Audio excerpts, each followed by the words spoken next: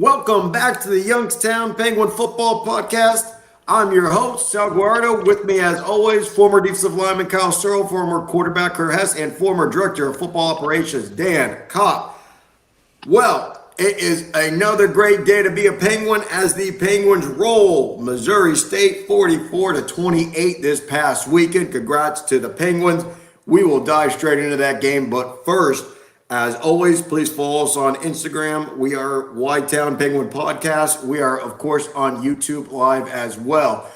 Please hit that chat if you are live. And, of course, follow us on Instagram. Send us any questions. You can follow us on any podcast, anywhere they're found. Give us a 5-star rating, comment, share it, get the word out there. We always appreciate it.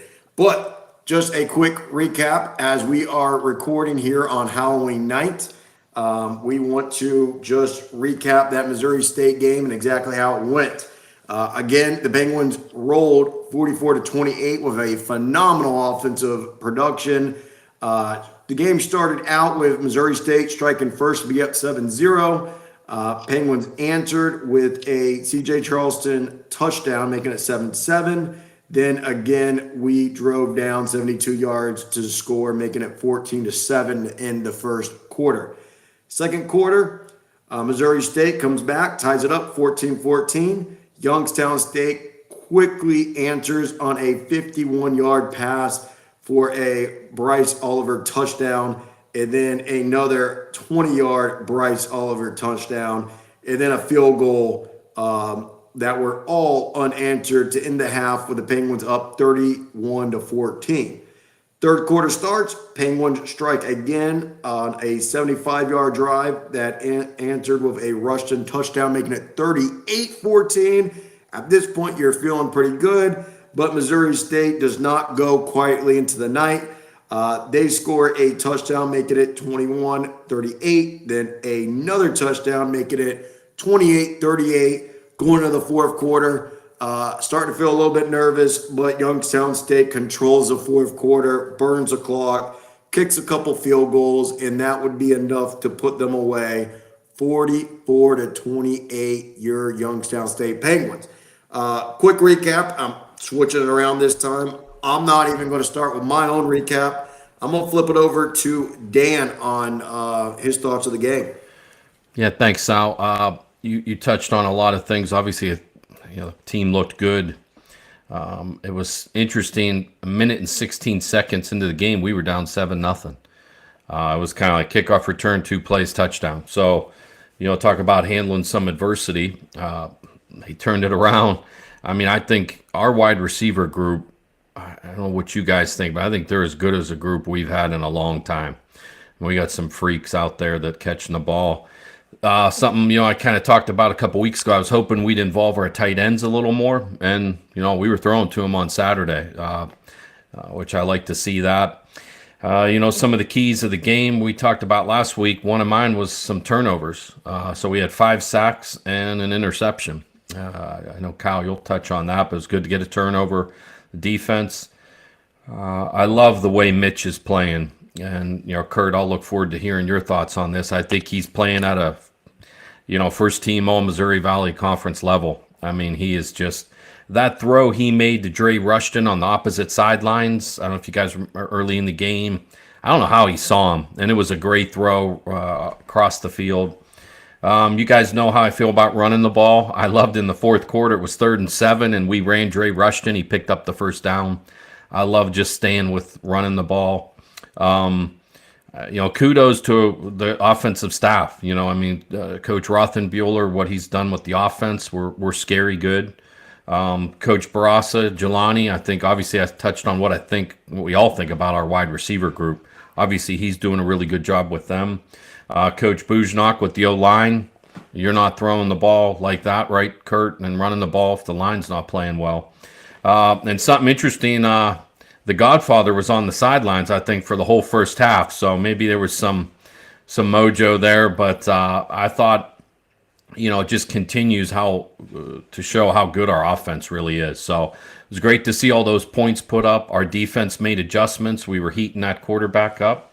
And I know it got a little closer there in the second half, but really, let's be honest, we were winning that football game. So that's all I really got. Just good thoughts and where we go next. Searle, defense, what are your thoughts? Yeah, there's some good and some bad this week. We gave up 436 total yards, kind of a bummer there, but a majority of them were big plays. You eliminate those, and it's a different ball game yardage wise at the end of the day. Just want to give a quick shout out to a couple guys. There were a lot of tackles to go around this week. Greg Benton Jr., 10 total tackles with the TFL. And you have DeMonte Diggs, Andres Lehrman, Dylan Woodkey, Ezekiel Blake, and Devin Lee, all with at least a half a sack or more, with Devin Lee leading the way with 2 for a total of 22 yards lost and in big moments too. So if you get a sack on the first play of the game, it's not necessary. It's good that you get a sack, but it's not necessarily an impact play. But these guys were making impact plays this past weekend. One thing I noticed that I didn't see the rest of earlier in the season was we seem to be losing contain on some plays, and I thought about it, and I think our ends were crashing really hard and playing really aggressive, and I don't hate that. You're gonna get burned. You're trading some things off when you play that way, and I say this from 10,000 feet in the air. I don't know what the game plan is. I don't know what the film looks like and what the defense has going into the game from a player's point of view. So that they could have been coached to do that, and that contain could have been someone else's responsibility. I'm just staying off of what my responsibilities were when I was there. Was always contain unless I was coming inside or something like that. Um, yeah, like Coach Kopp said, 5 total sacks.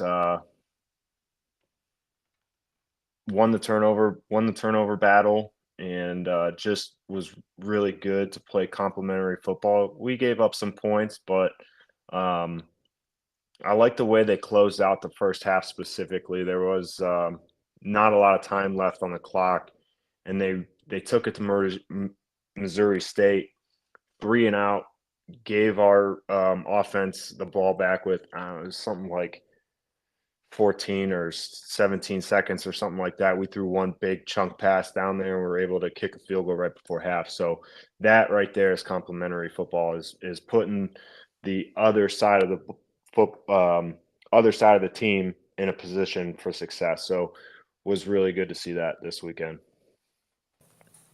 Curdy, thoughts on the offense? Yeah, offense.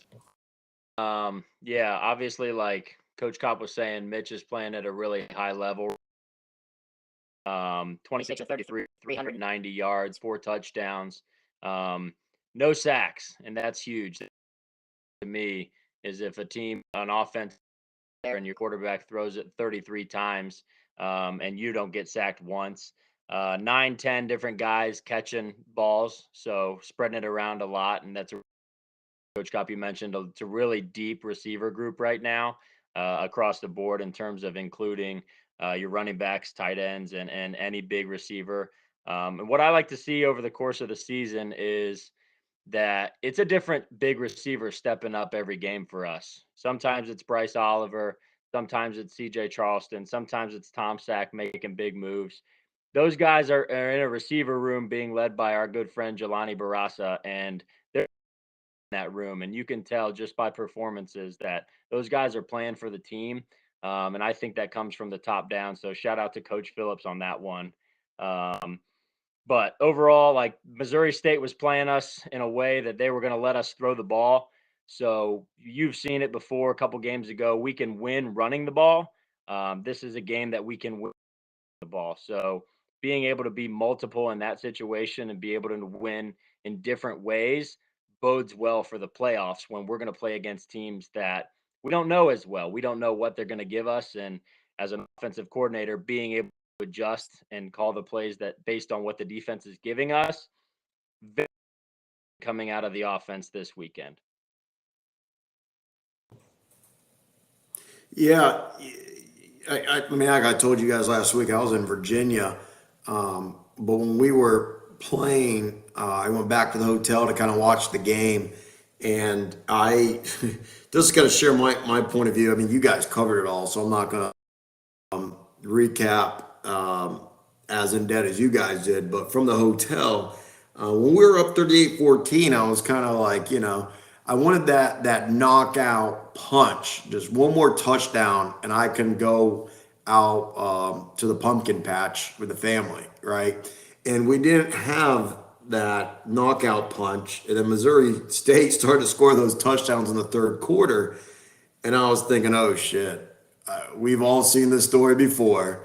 This game's not over, and luckily we just took control in the fourth quarter time wise and just killed the clock and would not let Missouri State have the ball enough times to come back and win. But I will say I was a little nervous. I mean, we've all seen a lot of things, especially with Youngstown State.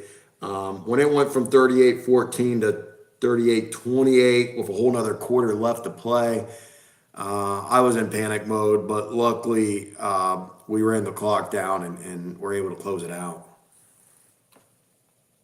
Any more thoughts or anyone have any more on Missouri State?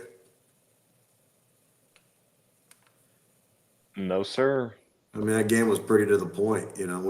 We dominated. Missouri State played well, but not well enough to beat us. So it was nice. But let's leave it behind us.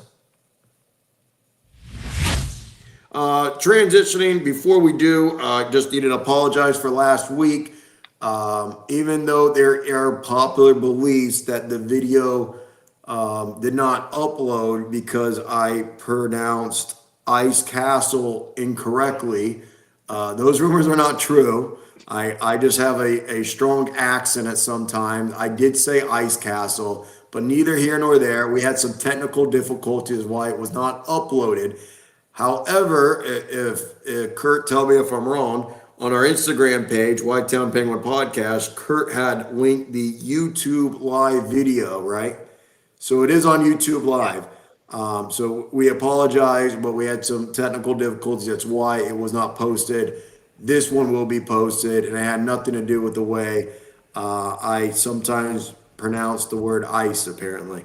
Well, Sal, I'll take ownership. That was on me, which was probably a good thing. I probably needed a break from the show. No one wants to hear my BS anyways. But I will, Sal, you do got a little bit of that Tampa twang in you, so we got you. So well, damn, we none of us are IT majors, so it happens. We're just trying to.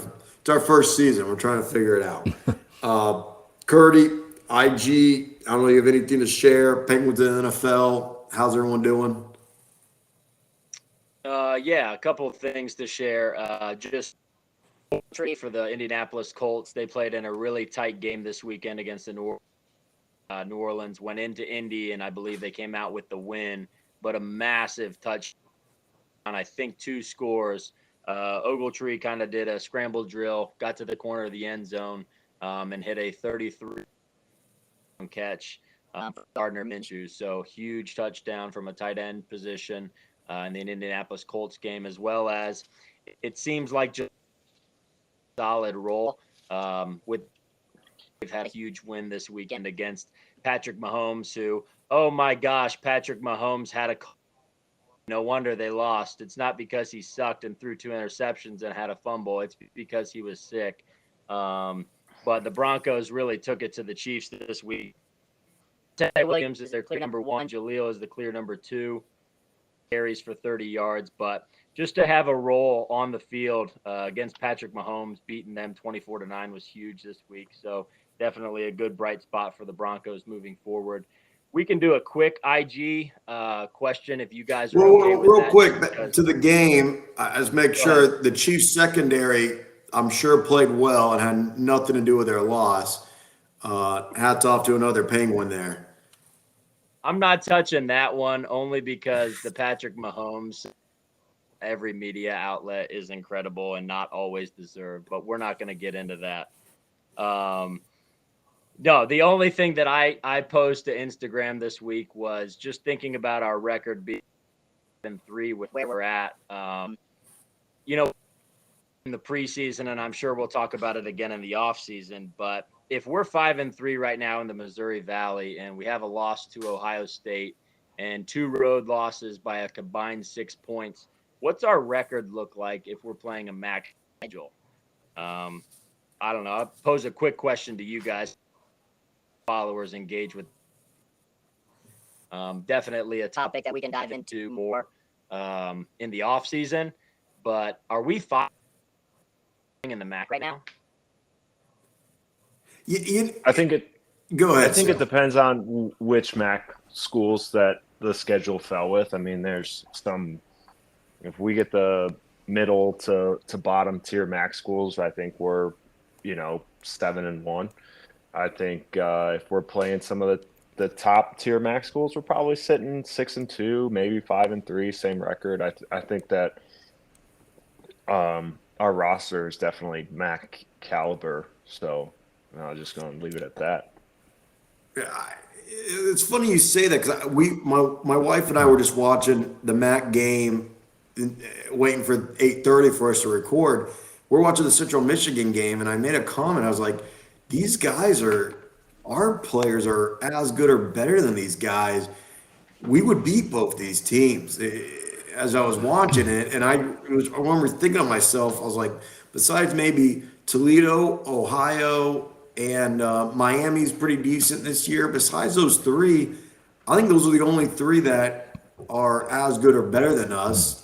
So to answer your question, I think we would be sitting in maybe the same place or even better if we were in the MAC like this year. Yeah, I got Toledo and Buffalo on right now, and Toledo looks good. Yeah, and like I said, timing is everything on a schedule. I had Miami's quarterback on our college fantasy college fantasy team. Yeah, and he went down with an injury, and he was lighting it up all year. So how's Miami going to blow the rest of the season? But this Penguins team can absolutely dominate a MAC schedule, especially this year. Yeah, I mean, I think absolutely this has been a topic in Youngstown for 30 years. It has been. I mean, we played MAC schools in the 90s and beat all of them. In the late 90s, we played them and beat the Kents, the Akrons, and,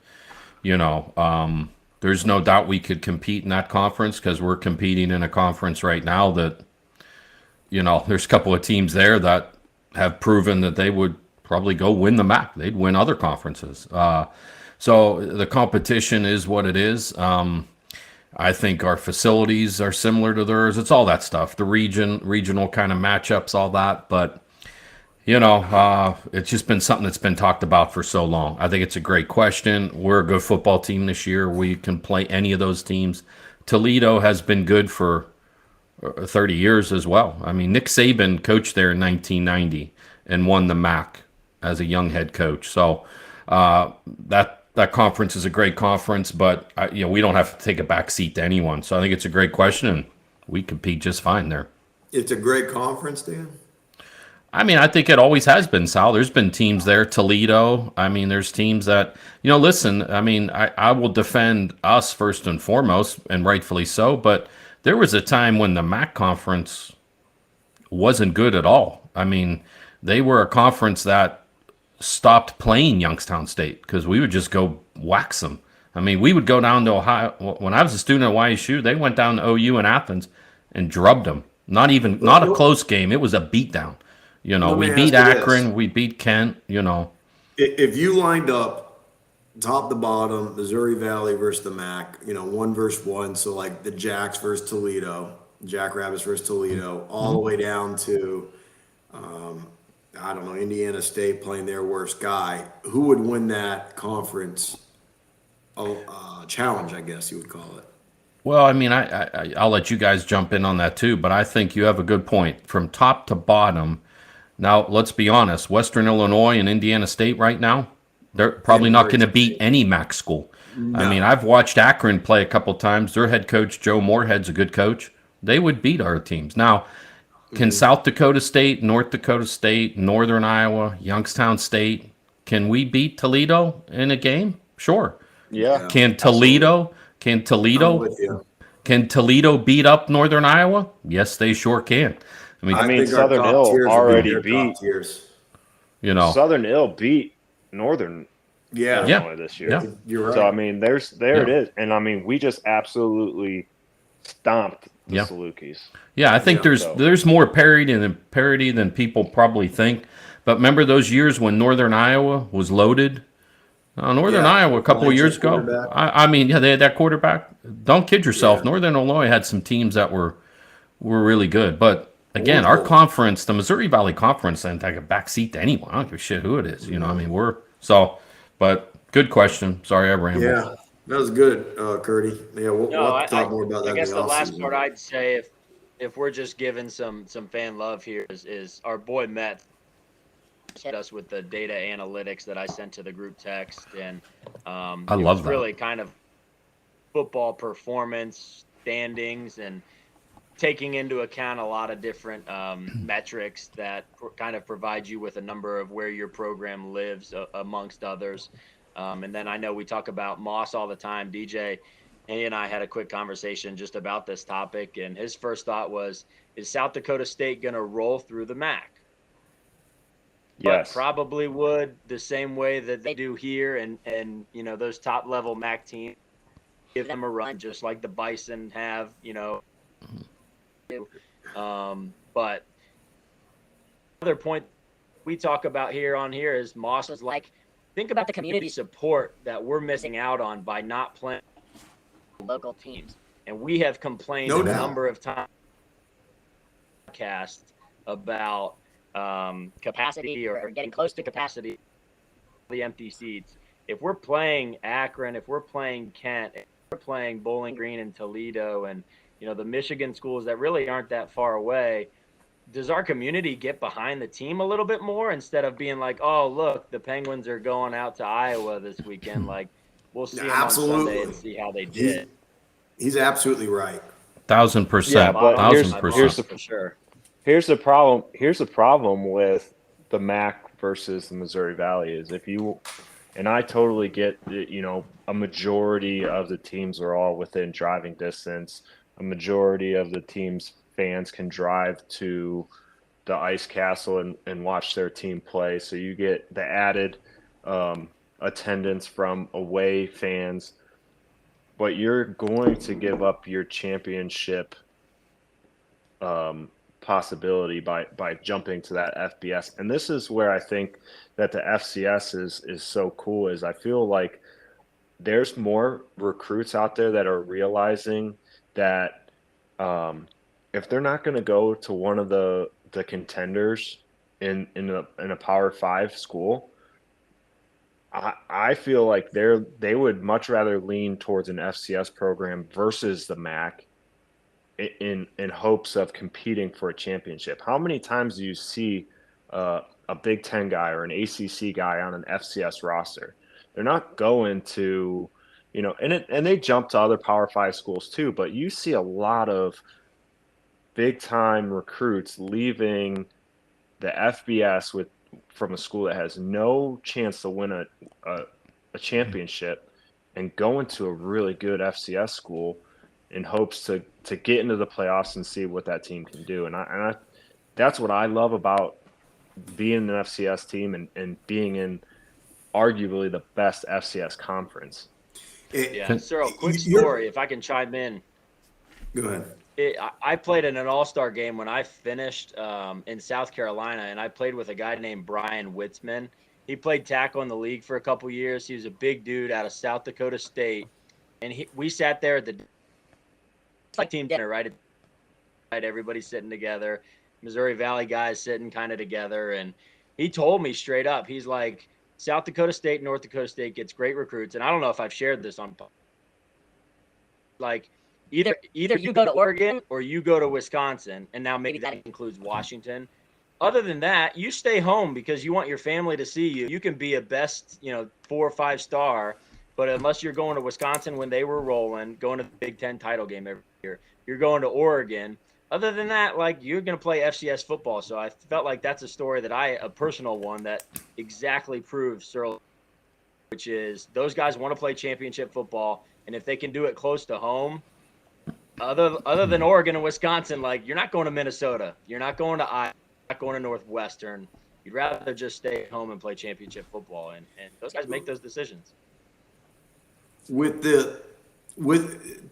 guess the point you're both making, with the financial gapping of these new TV deals and the conference realignments, I think we're going to get to the point. I'm not saying it's in next year, 5 years, 10 years.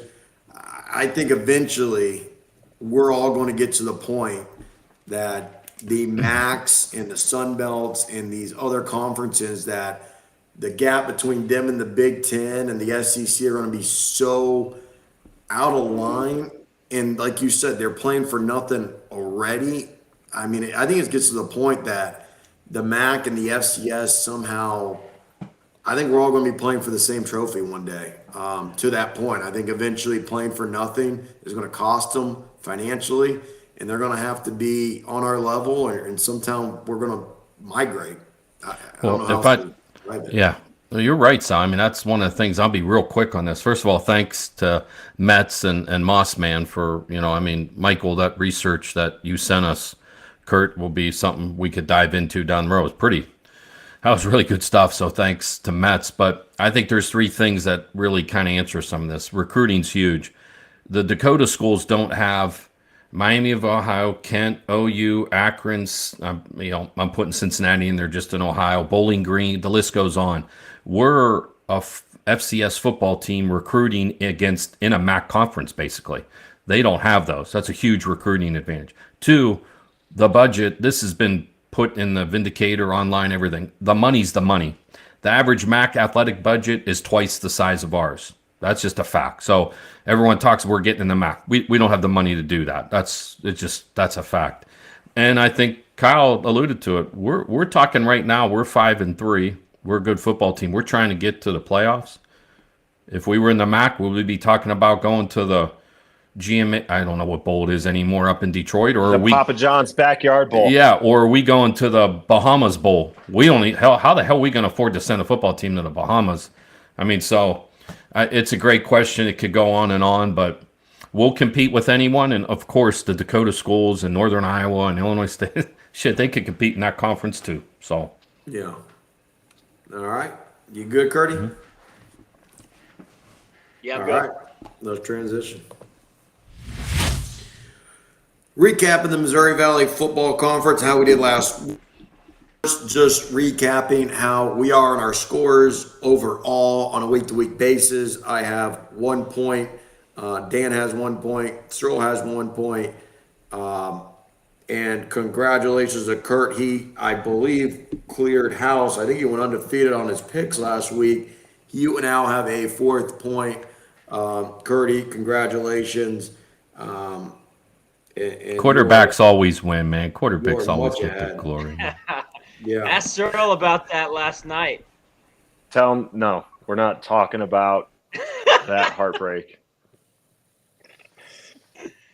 Okay. Well, recapping real quick. First game was Northern Iowa was at Illinois State. Northern Iowa wins and covers 24-21. A very shocking game that we are going to dive into in better detail is Indiana State traveling to the ranked North Dakota and taking them to overtime. North Dakota barely pulls it out, 36-33 in overtime. Missouri State, as we talked about in depth, at Youngstown State. Youngstown State wins 44-28. Cyril, just quick recap. I believe you said DJ Moss won the score predictor. Yeah, there's no question about it. I think he was 2 points off again. So he has combined 2 picks with a 3-point differential. It's crazy. Congrats to Moss, man. South Dakota State, number 1 in the country at South Dakota, in-state rival. They win and cover and roll the Jackrabbits 37-3. Murray State at North Dakota State. North Dakota State wins and covers 38-6. Southern Ill Salukis at the Leathernecks of Western Illinois. Salukis just completely steamroll 63-0. Oh, man, what a terrible place to play. And then, of course, our extra game that we picked up, Montana State at Idaho. Idaho with the upset beating number 2 Montana State 24-21. Congrats and hats off to Idaho. Any other games of the weekend that anyone wants to mention or talk about? I just want to give a quick shout out to one of Searle's friends that played at Georgia Tech as they had a crazy upset and stormed the field. After beating a number 17 team, storming the field seems kind of funny, but congrats to Georgia Tech on pulling that upset that no one saw coming. Anybody else? How'd the Hokies do, Sal? Hokies 38-10. Syracuse, I know they have a lot of injuries, but Syracuse looks terrible. I hope they don't take it out on Dino because I think he's reached the Syracuse ceiling. They needed to not give him a hard time or put him in the hot seat anyway. But they look horrendous this year. It's bad. I was Enter Sandman. All right. Top 25 came out, and what is interesting is the AP top 25 and the coaches poll are night and day. Just going through the conference that is ranked, South Dakota State still number 1 in the country, South Dakota number 9. The Salukis are 10, North Dakota State 11, North Dakota 13, Northern Iowa 18, and the Youngstown State Penguins number 22. Going over to the coaches poll, those same teams are ranked in similar places with the exception of Northern Iowa's 23, Youngstown State not ranked but receiving votes, and Illinois State is also receiving votes somehow. Quick thoughts on not only the top 25 but Youngstown State, our playoff chances, what y'all think, the remaining schedule that we have. We only have a few games left coming down the stretch. I definitely have my own opinions, but I'm going to pass it over to you guys. You have any thoughts? You guys know my stance on the remainder of the schedule and what I think it's going to take to get us in the playoffs. And I don't care where we're ranked right now. I care where we're ranked at the end of the season. So handle your business this week before you worry about next week, before you worry about the week after. And that's the way that the Penguins have to approach the rest of the season here. They can't be worried about, oh man, that's some BS that we're sitting outside the top 25, blah, blah, blah. The fact of the matter is you are, so just go handle your business and act like a top 25 team this week and then prove it again the following week and so on. So that's my stance on it, and that's not going to change the rest of the year. Go ahead, Kurt. Yeah, I mean, in reference to the top 25, I texted the group text this week and going to go from having 5 teams getting into the playoffs to only 3. And concern in that realm is simply the fact anytime we have a team that's in our conference trending in the right direction, Dakota a couple weeks ago, or Illinois State a few weeks ago, or Southern Ill at the beginning of the year, they roll, and then they have a couple bad losses, and they almost play themselves. So the conference gets a ton of love early in the year. Then we beat the crap out of each other. The next thing you know, the coaches poll and the AP poll don't know what to do because everybody's got 2 or 3 losses. I don't know. Is that where we lost in the committee? Is that going to happen again? I hope it doesn't. We're all probably pretty biased here on this show in terms of the Missouri Valley Football Conference. But do we beat the crap out of each other, and the next thing you know, the committee's like, no, we're only taking the top 3. Yeah, I mean, you couldn't have put it any better, really. I mean, we talked about this with some text this week. how last year, right, the Big Sky and was it Colonial got 5 teams each? Am I messing that up? And we got 3. That's inexcusable. I mean, the Missouri Valley needs at least 4 teams in the playoffs. And in my humble opinion, what the hell do I know? But that's, if not 5 teams. I mean, how is the Big Sky? And so we all know, Kyle touched on it. If we went out, we have no issues. We're a top 10 team at 8-3.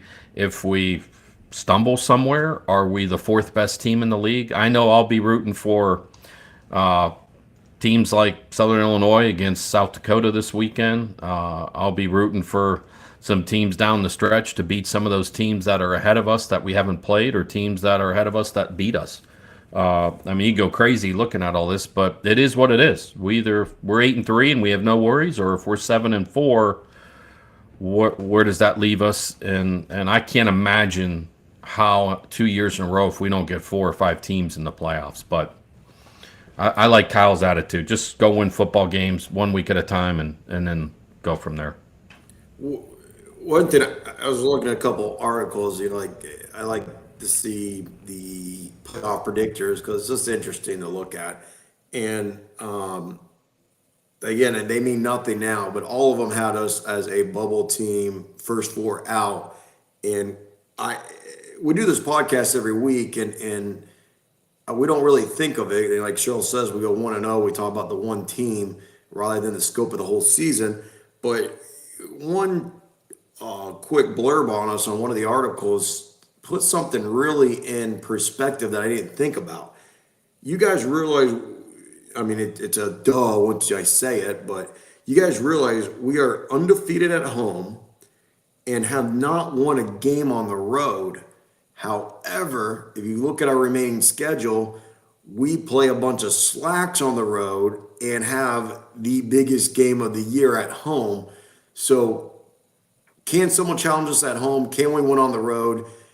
Yes, we're going to have to find out as that's what our rest of the schedule is. So it'll be sort of interesting how we take care of things. And then I don't know if it matters or not, but we were talking about how the college football playoff rankings came out right before the show. And one of our opponents that I thought we played decent against is number 1 in the country. Whether they finish that way, whether it means anything, or if they just say that's the same as playing the Indiana Hoosiers, will be interesting as well. Yeah, if that makes sense. So we'll see. But all right, I'm ready to put that behind us unless anyone have anything more.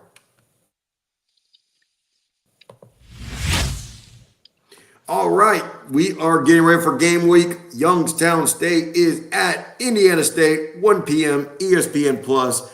As I mentioned, we are looking for our first road win that I just realized we had not won on the road. This would be a good one to win on the road, as Indiana State has yet to win a football game this season. Just recapping where they are so far and who they played. Their first game was Eastern Illinois. They lost 27-0. If you guys remember, that was the first game of the season. It was a 5 p.m. Eastern time kickoff, 4 p.m. local for them. We're all kind of watching them, waiting for Youngstown State to start, and we all picked them to win, and their offense just looked horrendous. They did not do too much better after, as they went to Indiana, lost 41-7. Ball State lost 45-7. Played the newest member, Murray State, which is where we thought they'd get their first win, but they lost 30-28. They start to kind of get a little better against Northern Iowa, but they lost 27-20. Illinois State blows them out 44-7. Then they kind of hold South Dakota to a low-scoring game, but they lost 17-3. And, of course, as I mentioned earlier, they definitely scared North Dakota as they forced that game into overtime, kicked a field goal in the first overtime, and then North Dakota answered with a touchdown to win the game. That definitely, and that was at North Dakota. So they're feeling really good about themselves, and unfortunately, it is at the worst time because we now play them. And I remember in the offseason we talked about this. This was a game that I think Kurt circled as the Don't be so sure of it. I still remember he said that at the time. I was like, oh boy. But the stars are aligning, and I'm a little upset that it is scarier than it probably should be. A couple of notes on the game. It will be a high of 52, partly cloudy, so beautiful football weather. Kurt Mallory is the head coach going into his 7th season. He did pretty well before COVID. He had him as a bubble team to the playoffs. But since COVID, he's been drifting downward with this team as they only had 5 wins in 21, 2 wins last season, and he's yet to pick up his first win this year.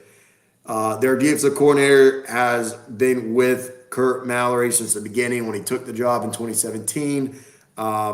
Defense is pretty solid, or definitely the stronger half of this team. The offensive coordinator is brand new, he's going into his 2nd season, so he's got a lot of work to do.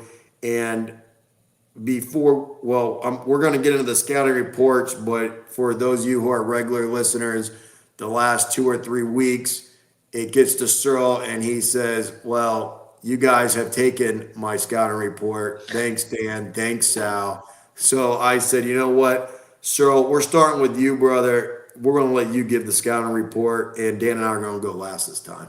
Go ahead. Good. I'm going to take all y'all's information. Not giving you anything to say. No one on this roster really sticks out. This team is just not great right now. And to Kurt's point, Oh, shit, man. You took my that's what I was going to say. yeah, you already said it. So to Kurt's point, he circled this as a trap game for a lot of reasons. One, it's not an easy road game for us. We have horror stories. Two, anyone can win in this conference on any given Saturday, under the right circumstances. But I feel like this game is a game where we really come together as a complete football game, an opportunity to stretch our legs, play fast on defense, play fast on offense, and really just dominate from start to finish. This team turns the ball over a lot. They do not do well on 3rd down at all. They're under 34% completion or conversions on 3rd down. And they don't score well. They're terrible in the red zone. They have 17 visits in the red zone, and they have 11 scores, and that's touchdowns and field goals combined. So they have 6 missed opportunities in the red zone. That's been an emphasis for me for minimizing damage when teams get into the red zone on us. And they're averaging less than 14 points a game. So I think that this team the Penguins can really dominate across the board. Now, with that being said, like you said, Sal, I don't know if they're starting to figure some things out. It looks like they had a quarterback change at some point in the game versus North Dakota. So I'm thinking that Cade Chambers is going to get the nod this week. He put the Sycamores in a position to beat North Dakota that didn't end up happening, but they pushed North Dakota. And I don't know if North Dakota I don't know who they're playing this week. Looks like they're playing Murray State. So not like North Dakota would be looking ahead a week, but they pushed them to the end there. Like I said, I think they're figuring their offense out. They scored well above their season averages in points, yards, etc. for last week's game. That's all I got on them. There's not too much to talk about. Curdy, what you got, man? All right. So, full disclaimer, I believe that we are going to blow this team out. Okay. So, before the year, we had to pick a trap game. Nobody knew Indiana State was going to be 0-8. But, like Searle said, there were a couple reasons I called this game a trap game. Every time we've went to Indiana State, something has happened that has been a distraction. Some people handle it really well. They don't bother. It doesn't bother them whatsoever. Some people play around, goof off, miss meetings, really do well at the hotel, let the travel bother them, rain delay, something weird happens always whenever we go to Terre Haute. I assume something like that's going to happen, whether the general public figures that out or we don't figure it out. Something weird is going to happen on this trip. And if anybody is on the roster listening to this right now, don't let it affect you. Something weird is just going to happen. I did not think they were going to be 0-8, but they've played their last 5 games. 3 of them have been on the road. Different games, but 3 of them have been 1-score games. We play the biggest game, and they don't need to know this, roster people. You don't need to know this. Our biggest game is not this week, it's next week. But again, next week means nothing if we lose this week. So it is easy to look ahead. So they've played a couple close games as of recently, all conference games, 3 close 1-score games, 3 games on the road. It's hard, and I don't know how often it happens in the Missouri Valley for any Valley team to go completely defeated. And so they've lost 8 straight games, and we pride ourselves on being involved in this conference, being a deep conference. Eventually, they're probably going to get a win, generally speaking, right? From season to season, you go back and look. Eventually, everybody in our conference seems to win a game. So I think we're going to blow this team out. All right. I got a couple guys for a scouting report, but this, again, could be a trap game. I hope we blow them out. I really believe that we should. Weird things happen in Terre Haute. Just eliminate distractions, as Wolf would say, right? So Indiana State, 2 guys to talk about. Maddox Blackwell is their redshirt sophomore safety. He's their leading tackler, 5'10", 190 pounds out of Indiana. He's had 5 double-digit tackle games this season, and his best game was probably last week against North Dakota. He had 13 tackles. Linebacker Garrett Olendik, junior linebacker out of Iowa, has 12 tackles last week, 2 tackles for loss. Leads Indiana 4 sacks. This guys that just fly around, they play really well. I think this defense is really opportunistic. I don't think that but it seems like with maybe the quarterback change or just the way that they're playing on offense, it seems like their offense is improving, and this defense the ability to 3 and out against other offenses. So if they get 3 and outs, they can give their offenses more possessions. It doesn't seem like their offense usually does something with it. They're also passed at the goal line or in the red zone last week that Indiana State picked off. You're stealing a score from the other team, and you're giving yourself another opportunity. So I'm opportunistic because they have the ability to give the ball back to their offense. It just doesn't seem like, from what Searle was saying, or from what their record implies, their offense doesn't really do anything with it. But they have had 5 games, the last conference games, 3 of them have been 1-score games. One was a blowout to Illinois State, which I believe we're way better than Illinois State. But it's a weird trip. So still don't believe it's going to be close. I believe we're going to blow them out. But there were reasons I called this a trap game.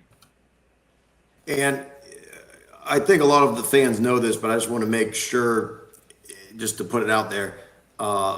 We do play South Dakota State, number 1 in the country, comes to the Ice Castle, ICE, the Ice Castle, the following week. And look-ahead games is a real thing. I know the fans are definitely looking ahead. I'm looking ahead, but hopefully the players are not looking ahead. Dan, go ahead. Yeah, I mean, obviously, I'll start with the fact that we have to travel there via a bus ride. So, Kurt talked about distractions. It's a pain in the ass trip. It's like a 2-day trip, but that is what it is. I mean, the stadium is what it is. It's not really great environment to play in. I think we talked earlier, that place gives you a glimpse into the disparity in the Missouri Valley Football Conference, much like it gives in the disparity between us and the budget we have at a MAC school. So onward from that, other it being a tough place to play and travel because of the environment. They've got a good head coach, but I can't imagine recruiting to Indiana State. Let's just be honest. I mean, that's got to be tough to recruit there with the facilities they don't have. I was trying to look for some stats that kind of it's hard. I mean, but they're an 0-8 football team, so you're gonna be hard pressed to find some. Their running back, I think his last name is Dinka. He's about 53 yards per game. Their top receiver, Van Dyne. I apologize if I'm messing names up. About 61 yards per game. So I was trying to look behind this, what are behind some stat numbers that give you some things they do. Their kickoff returner, Dakota Caton, he's second in the Missouri Valley, but that's because they're giving up a lot of touchdowns, right? He's getting a lot of attempts to return kickoffs. They score 13 points a game and give up 33. That's an indicator of a team that's kind of struggling. So then, what are some of those other stats? How are they trying some things? They're going for it on fourth down. They're 6 of 18 on fourth down attempts. So I kind of look into that and say, guys, this team's got nothing to lose. We're going there to play an 0-8 football team. I would expect they're gonna throw some trick plays out, maybe go for it on fourth downs when you normally wouldn't do. Fake punt. I don't know. They're going to do some of those things that. Are we going to have to play extra defensive snaps? Probably. But there are a lot of distractions when you go there just because of how the travel goes. And but that's why we have a good football, a good staff, a good coaching staff that I'm sure is honing in on what you guys talked about. We don't play South Dakota State this weekend. We don't play anybody but Indiana State. So I obviously I like our chances. We're the better football team by far, but you still got to travel. Sal talked about our lack of road wins, right, Sal? You touched on that. So we still got to go out there and win the dang game. It's a tough travel. I don't envy those guys going there, but I'm looking forward to them playing like Kyle said. Just come out, play fast, and it's all on how we prepare. It'll be interesting a week of practice, but I'm sure those guys are focused in. So it's hard to say much more about Indiana State other than that we should go win this football game. I mean, what are we really talking about here? Go play good football and go beat the team because we're better than them. That's all I got. And so you guys know, well, I'll say Cyril and Dan know. Kurt's yet to visit my house in Tampa. You guys know I got the 4 TVs in the backyard, and I have all the Missouri Valley games on. I try to watch them. And I had Indiana State up at the beginning of the year, and I watched them against Eastern Illinois, Indiana, Ball State, and it was like horrendous. And after the third week, I was like, all right, they don't deserve a screen. They've been downgraded to box scores. That's how I keep up with them. And outside of the Illinois State game, you look at the rest of the schedule, Murray State lost by 2 points. Northern Iowa, a touchdown. South Dakota, just a couple scores, and then overtime, North Dakota. I hadn't watched them, but looking at box scores, they're keeping it closer. I looked at the quarterback play a little bit, and I know Stroh mentioned Cade Chambers. That's their guy. But they have an Isaiah Owens, who it looks like he runs the ball more than throws. He had like a 20-yard long run against North Dakota last week. I want to say, without smack talking, I think they are like the poor man's Mitch Davison and Brungard. I think Owens comes in just to kind of change the tune or the tempo, and he kind of is the run guy that Brungard is for us. But obviously nowhere as good as the guys we have. To Dan's point, I was trying to look up some stats too, and this is a horrible team. So what I would do is when you look up the stats on the reference I look at, you just scroll to the last page. Like you just click the button because that's where they're ranked out of 122 FCS teams, I think there are. They're in the back. So all their offensive ranks 115th out of the 122 in the country. They average 13 points a game, and their defense on points allowed is 102nd out of 122 with 34. So I know Dan Kopp has the theory he always uses about you got to hold them to 17 points or less. Well, that's their offense is averaging that, lower than that right now. And that just is a red flag of why they're not winning a game. But one thing I wanted to share with the Youngstown State community on a negative note, So I went on to defensive passing yards and I did my old score to the last page. And disappointingly, I did not see Indiana State. I did see Youngstown State is 111th out of 122 on defensive passing yards allowed with 259 per game. And Indiana State was actually 58.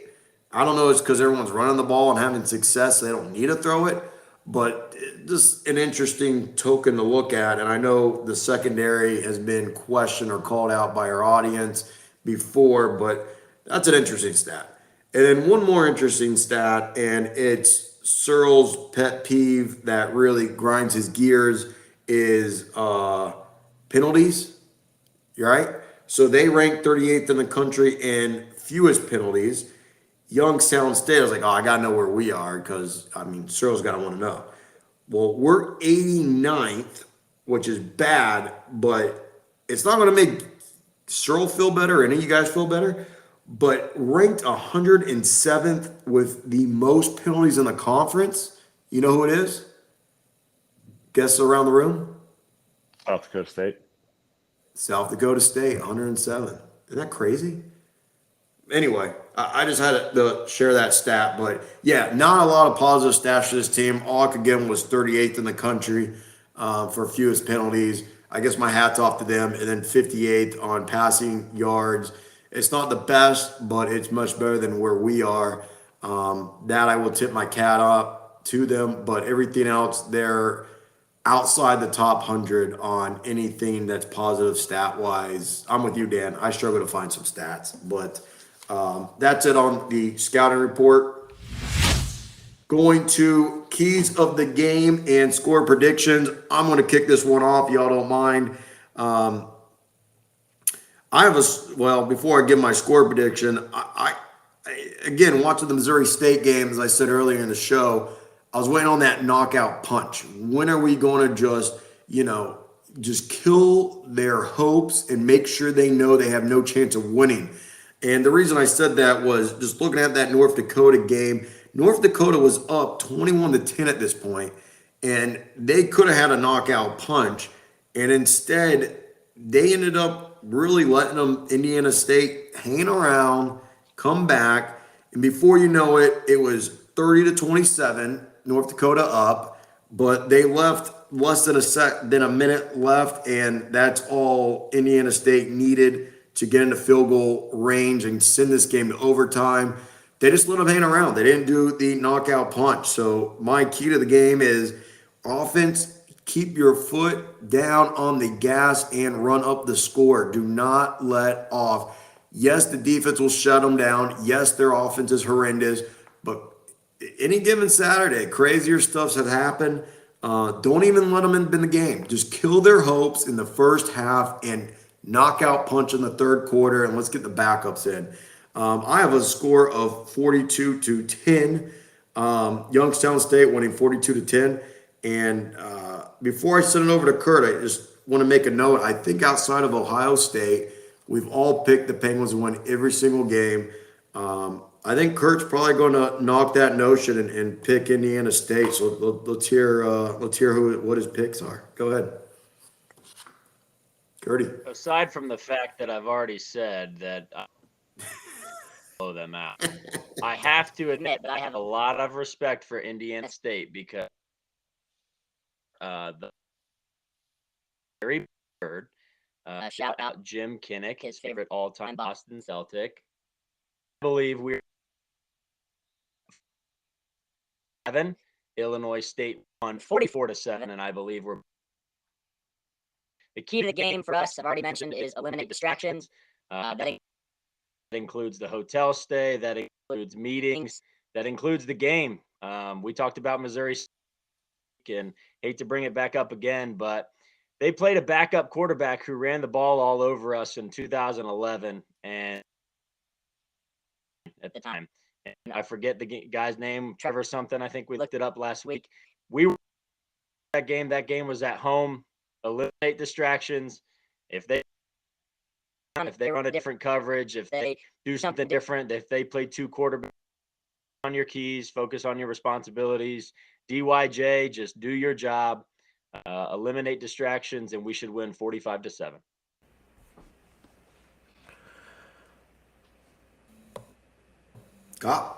Yep.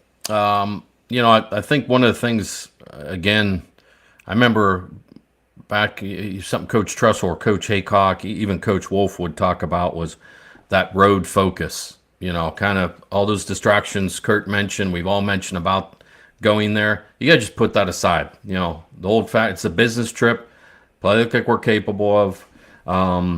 I would like to see us continue to utilize the tight ends. That's kind of a key of the game for me because I think it forces defenses as they look at us down the road of, man, we got to cover a Bryce, a CJ, a Max, and now they got these two tight ends they like to throw to. So it kind of expand our playbook a little bit. This is a game where I think we can maybe do a couple of different wrinkles and maybe, or whether we're going to save them for South Dakota State, I don't know, but I'd like to see us keep using the tight ends. We need some more turnovers and sacks, dominate the line of scrimmage. But I think we're going to beat this team 52-14. I think we're capable of we're averaging a little under 40 points a game. I think we're real close. So we just go out there, play like we're capable of, and just be focused on what we need to do. Go win this game because every week now for us is just go win football games. So I don't think it's really complicated. I know our defense supposedly is taking some slack about these yards we're giving up passing per game. I kind of look at that as I think we're going to end up playing all the good quarterbacks in the conference this year, right? We played Northern Iowa. We played South Dakota. We played Illinois State's guy. We're going to play South Dakota State's guy. So it might be the fact that, I don't know, we've played against some pretty damn good quarterbacks this year. So, but that's what sacks and getting some tip picks and all that stuff can lead to us. So 52-14. So What you got, Cyril? So my key to the game is I want to see this front seven take over, help that secondary out. I think that we have an opportunity to prove a point on who we are as a team, how we want to be viewed as a complementary football team. I think the Penguins are going to dominate in similar fashion to how we played Southern Hill. Force the offense to make mistakes. They'll make a play or two here, whatever. I think we're going to win 49-6, no touchdowns. 49-6. Any other predictions out there from YouTube Live by chance? Yeah, so we got a few. We got our notables here. Michael Metzinger has the Penguins winning 41-21. Richard Wolf has the Penguins winning 56-0. Gibbs has them winning 52-17.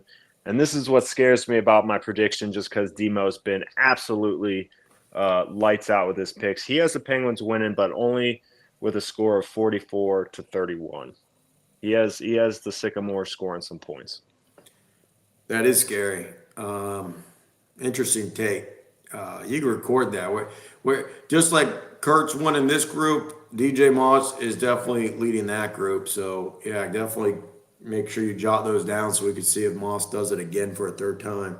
All right, let's transition over to the rest of the Missouri Valley and the spreads of those games. Before we get into our picks, I'm going to turn it back over to Cyril. Yeah, so once again, our picks are always going to be brought to you by the Leiden Oil Company, providing all your fuel and lubricant needs across Ohio, Pennsylvania, Michigan, and beyond. Quality lubricants, competitive pricing with exceptional service. And once again, we always thank the Leiden family for their continued dedication, fueling all the Penguins' success in all their programs, including our own here, trying to support the football team. Thank you, Cyril. So Saturday, November 4th is when the entire conference plays. We're going to be the first game as Penguins are at Indiana State, 1 p.m. Youngstown State is a minus 22-point favorite. We all picked them to win and cover, and I actually believe, with the exception of DJ Moss, I think all our guests picked us to win and cover. I can't remember the exact score, but I don't think Moss has us covering, does he? No, he's got He has a eight difference of 8 points. Oh boy, 8 points. yeah. 13 points. 13. I thought Michael Metziger only had us winning by 3 touchdowns, too. Was he 41-21 or He has us winning by 20. 20? So Oh, boy. Metzinger Cheers, and too. Demo have Indiana State with the points. Well, that's interesting. We love those guys. Let's hope they're wrong. And to be fair, they didn't know the spread, so that's just their score prediction. Yeah, understood. Let's answer as always in order. So who's going to win the game and who you're picking on the points. I'll go Kurt, Dan, Cyril. We'll go in that order. Next game is North Dakota is at Murray State, 2 p.m. Can North Dakota bounce back after that overtime win? It's funny I say bounce back when they won to Indiana State. North Dakota's a minus 15 favorite. I have North Dakota winning, but I'm going Murray State on the spread. I don't know what's going on there in North Dakota. North Dakota to win and cover.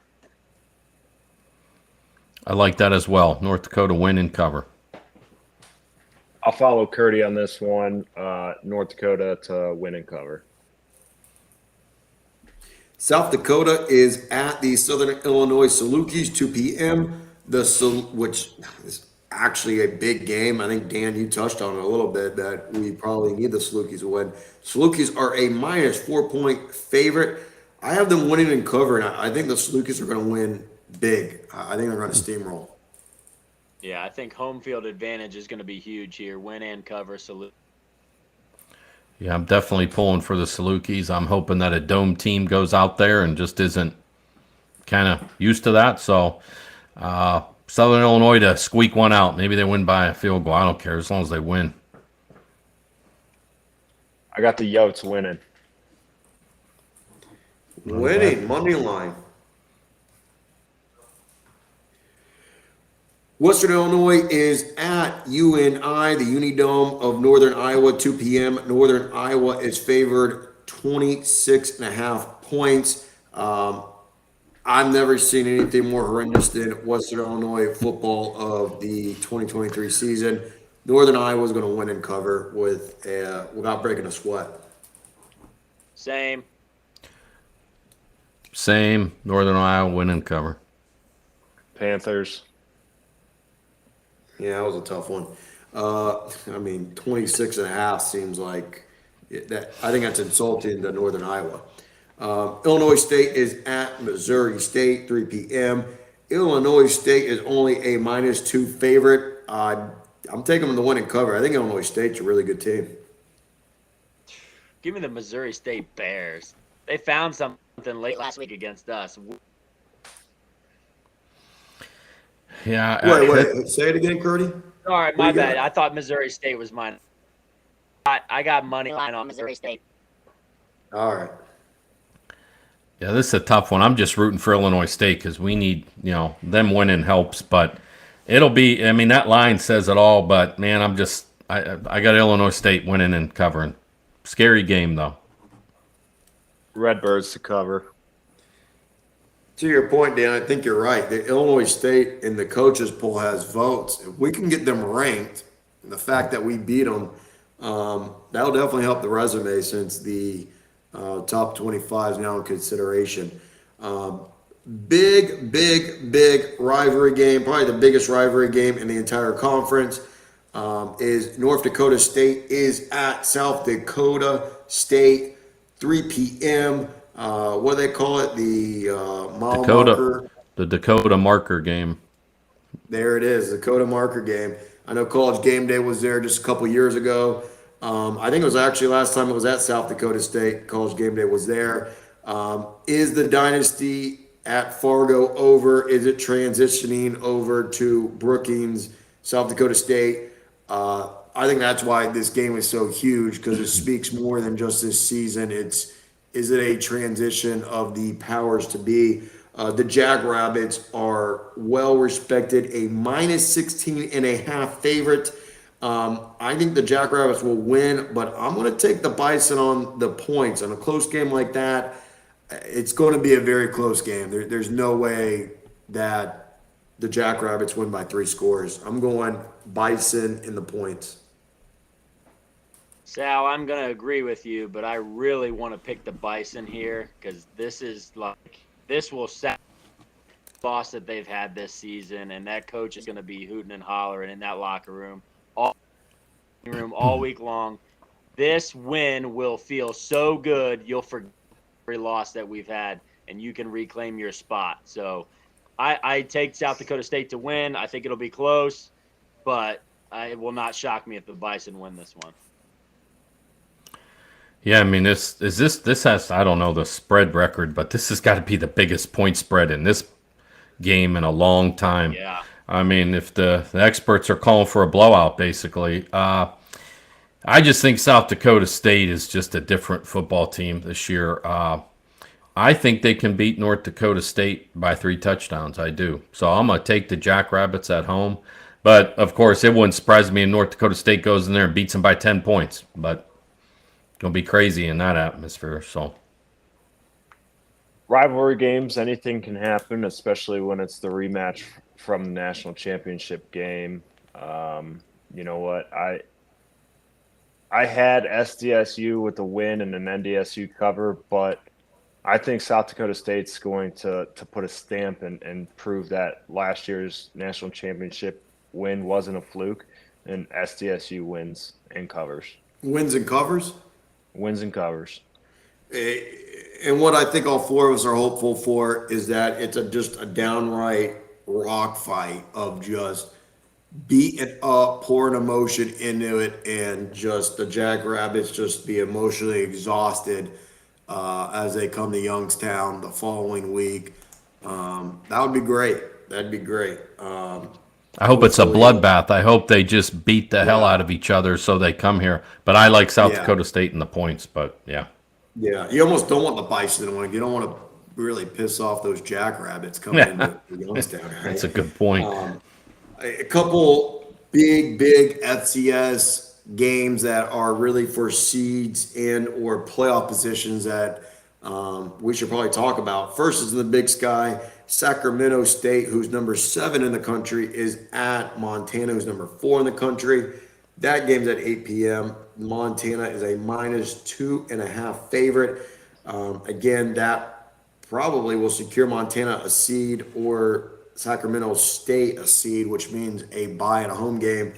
I haven't really seen anything from Sacramento State. I know they beat Stanford, their old former coach who's at Stanford now. That was a big win. But other than that, I'm really impressed with the Grizz and Montana State. I think they figured it out. They are blowing and going. I have Montana to win and cover. Before my pick here, Sal, you mentioned something about that North Dakota State's game. Bison win, and then we went out. Are we tied for conference champion? It's open. It's on the table. I mean, Jackrabbits would have 2 losses in conference. We'd have 2 losses in conference. So we want the Bison to win. I don't know. I'll take Montana at home. That's a hell of it. Montana at home at night. They win. And cover. Hell of a point, Kurt. Yeah, I just hope they beat the heck out of each other. Think about it right away. Yeah, that's a great point. But give me the Grizz at home. You ain't going into the Grizzly land and winning. So win and cover, Grizz. Give me Sac State. I just don't like to agree with you guys. Honesty is the best policy. I love it. I love it. So, does Gertie, since you brought it up, I'm looking at it now. That doesn't. Yeah, well, right now, even though Northern Iowa's lost a bunch of games, they're actually 4-1 in conference, and South Dakota. Yeah, South Dakota and Northern Iowa are 4-1 in conference. So we would need Northern Iowa and South Dakota to trip up. Yeah. Northern Iowa which has is North Dakota State to finish the season out. And South Dakota this week is at SIU. Guys, I'm going to say it. I think Northern Iowa is in the playoffs. they are, no doubt. It probably They so. are. Guys, And when we said it, that game against us was going to be the game. there's two teams ahead of us in the conference that we've lost to. Two teams tied with us in the conference that we don't play. So it's going to get interesting. So Yeah. All right. Last game I had was Furman, who is quietly made their way all the way to now number 2 in the country since Montana State lost. Furman, number 2, is at number 14, Chattanooga, 1:30 p.m. Chattanooga is weirdly favored, even though they're number 14, hosting number 2. Chattanooga is a -2.5 point favorite. One of my favorite things about Chattanooga, for those of you who know Shane Montgomery, probably 90% of the stories he tells start with "when I was at Chattanooga." So respect and shout out to Shane. I don't know why Chattanooga's favored. I think Furman is a something that you don't want to mess with. I hope we do not see them in the postseason. I think they're going to win, cover, and steamroll this team. I have a money line. I will take the Paladins as well. That's Furman. yeah, Furman big, just too physical. Yeah, I got Furman as well. The one time I'll agree with you guys. You love us, Kyle. Come I on. do. I love when we get the thread fired up. There we go. All right, let's close out the picks. All right, before we close out, Searle on YouTube Live, monitoring that chat. Comments, shout outs, any questions before we try to wrap up today's show? We got the same crew pretty much in here as last week. So once again, we just thank everyone for joining us. If y'all can just slap that like button, give us a thumbs up. That helps us as we grow the channel there. Demo's got Montana with the points and Furman money line. He says please and thank you. Moss man. All right. Again, as you guys know, we are recording on Halloween night. Definitely, Kurt, appreciate it. I know you got 2 young girls that you took trick-or-treating tonight. You were able to make it on the show tonight. How was trick-or-treating? What were they? So last year, when we took Nora, who was 1, everything, it was 72 and sunny. Tonight, we took both girls. It was 39 and snowy. So you can imagine what that was like tonight. It's snowing? A toddler and an infant, and there was a legit dusting of snow where it stayed on the grass tonight. Nor did Greg got a ton of candy, so that 33% dad tax is going to be in full effect. Yes. I like it. 33%. Solid. Which ones? Get those Reese's. Grabbed an orange one. Daddy, I got this for you. Yes, you did. I love it. Great job, girl. I love it. Yeah, it was good. Yeah, Florida. I'll say it was my first rodeo. I haven't been trick-or-treating. For listeners, I have a 6-month-old now. It was my first time trick-or-treating, I think, since middle school. I don't want to be too cocky, but I dressed him like a champion. If y'all don't know what a champion is, I actually put him in a penguin onesie, so he went around the neighborhood in his penguin onesie. The original plan was, you guys remember when we went to that homecoming game years back and we broke the record in the Watt Center for most people dressed as a penguin? It was like a Guinness Book of World Records. I really only think me and Radak from that tailgate were actually wearing the penguin suit. Anyway, I have 2 of those penguin suits, and I told myself when my wife was like, what the heck we want to do with these things? I said, well, when we have a baby and we take him trick-or-treating, we will bring these suits out and you and I will wear them and he will be a penguin. So we have a kid now, and it was our first, I'm talking like 5 years later. Got him the onesie, and I have no idea where we're the onesies from 5 years ago where that we wore. We just wore our Youngstown State gear with Pete the Penguin on it, and he wore his Penguin suit, and we went around the block, which I felt weird taking candy because we were walking around with a 6-month-old who can't eat candy, but we were taking candy anyway. So everyone was making jokes about that, but yeah, definitely happy Halloween to everyone, including in the chat. Before I close it up, Dan, Kurt, Cyril, Instagram, YouTube, any more shout outs before we shut it down for the night? Let's go Gwens. Go Gwens. Go Gwens. Handle your business. Again, this is the Youngstown Penguin Football Podcast. Please follow us on Instagram, Whitetown Penguin Podcast, that Kurt monitors. We will be back next week. We record Tuesdays nights, 8 p.m. Please follow us on Instagram to know if we are starting earlier or later. We're just 30 minutes behind schedule this week. Our apologies, but we will be back on that schedule. Please follow us on anywhere you can find your podcast. Give us a 5-star review and share us. Once again, the Youngstown State Penguins are at Indiana State, 1 p.m. In Indiana. That is on ESPN Plus. But once again, I am your host, Sal Guardo. With me as always, that's Kyle Searle, that's Kurt Hess, and that is Dan Kopp. And as always, go Penguins.